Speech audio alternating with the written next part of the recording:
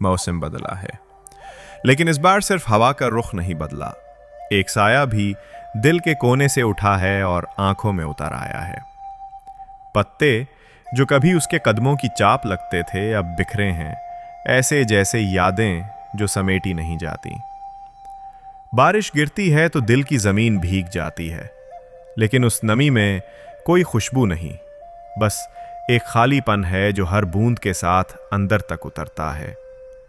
वो जिसकी मुस्कुराहट में बहार उतरा करती थी, अब एक साकित चेहरा है जिस पर न हैरत है न मलाल, बस अजनबियत की एक झरी जैसे बरसों की खफा।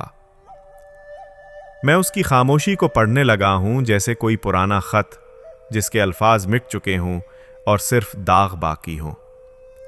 वो बदल गया है और शायद मैं भी, लेकिन फर्क ये है कि वो जा चुका है और मैं रुका हूं किसी बंद गली में जिसके आखिर में कोई सदा नहीं। कभी सोचता हूं कि मौसम का क्या है, वो तो फिर भी लौट आता है किसी न किसी रूप में, लेकिन जो चला जाए खामोशी ओढ़े, उसका लौटना महज वहम होता है, महज वहम होता है। गुलाम अब्बास, सागर।